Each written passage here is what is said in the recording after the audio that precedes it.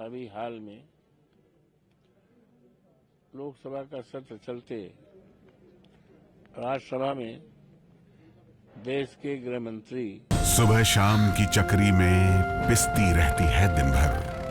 माहवारी की पीड़ा हो या बीमारी की तकलीफें, किस्मत का लिखा है शायद, ये सोच के सब सह जाती है।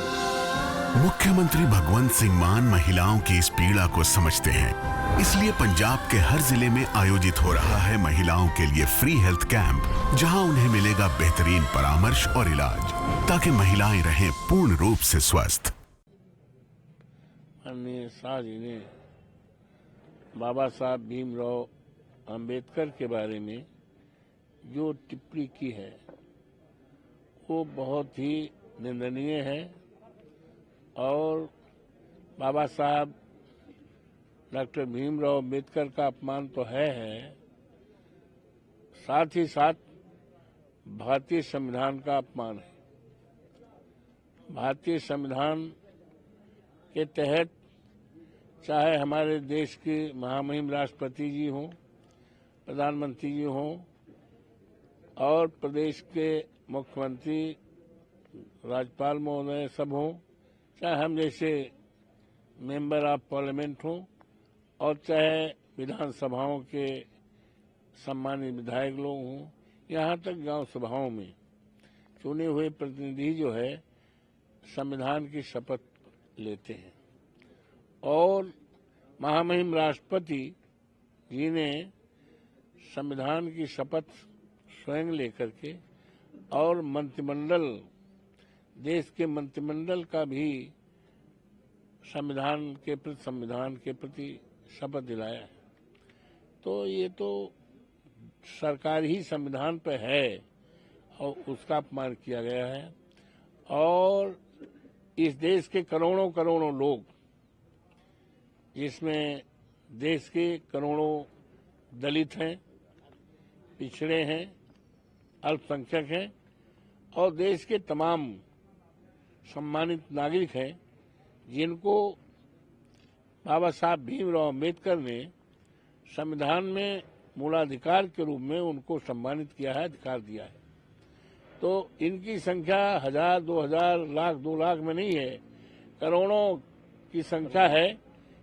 ये शाह जी के बयान से आहत हुए हैं। इसको लेकर समाजवादी पार्टी ने दिल्ली में विजय मैदान जो है, विजय चौक से हम लोगों ने पार्लियामेंट परिसर तक जुलूस निकाला और यही नहीं, माननीय अखिलेश यादव जी के निर्देश पर पूरे प्रदेश में 21 दिसंबर को पूरे प्रदेश में हर जिला मुख्यालयों पर समाजवादी पार्टी के हजारों हजार कार्यकर्ताओं ने, समर्थकों ने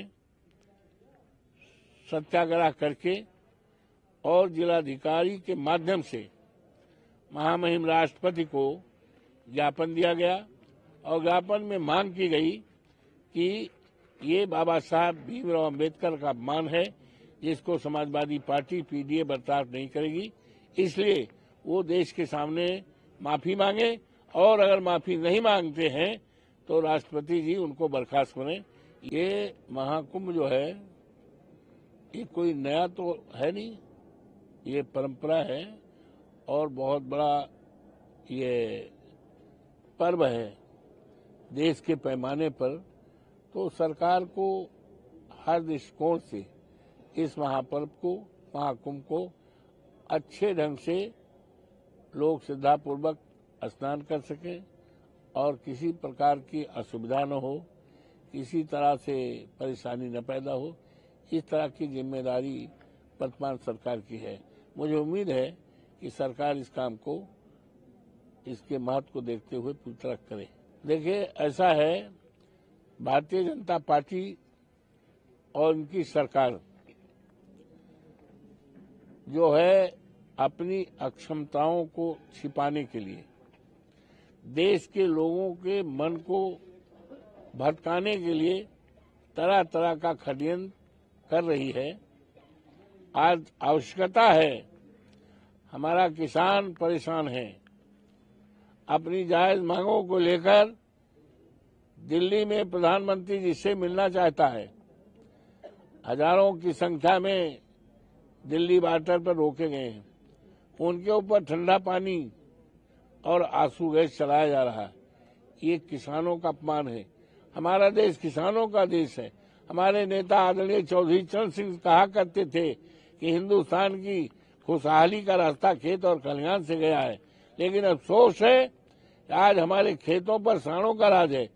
सांड खेती भी करते हैं और लोगों जान भी लेते हैं। उत्तर प्रदेश में 5,000 से ज्यादा किसानों को सांडों ने जान ले ली है। इसकी लड़ाई समाजवादी पार्टी माननीय अखिलेश यादव जी के नेतृत्व में लगातार लड़ती रही है।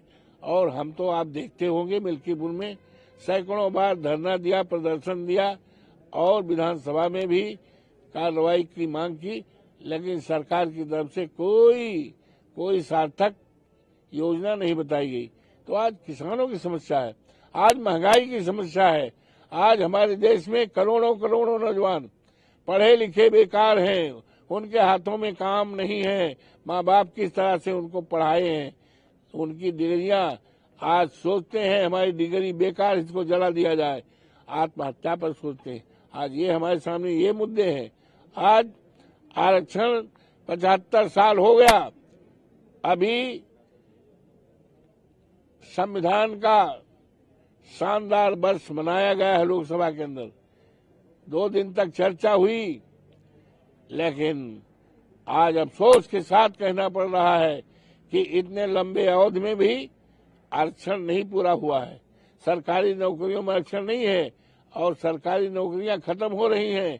ये सरकारी संस्थाओं को बेच रहे हैं और निजी हाथों में दे रहे हैं। जब निजी हाथों में चला जाएगा तो आरक्षण अपने आप खत्म हो जाएगा, संविधान की आत्मा को ठेस लगेगा। तो ये जो कह रहे हैं संभल पर चर्चा न हो, अभी चुनाव हुए हैं, बाई इलेक्शन लो, उसमें पूरी तरह से गुंडई की गई है, लोगों के वोट को जबरदस्ती डाला गया है। इन सारी बातों पर चर्चा न की जाए, इसलिए उन्होंने ये मंदिर की बात कही है। हमसे जुड़े रहने के लिए हमारे YouTube चैनल को सब्सक्राइब करें और नई वीडियो की नोटिफिकेशन के लिए बेल आइकॉन को दबाएं। अगर आप ये वीडियो Facebook पर देख रहे हैं तो लाइक जरूर करें और ज्यादा से ज्यादा शेयर करें। धन्यवाद।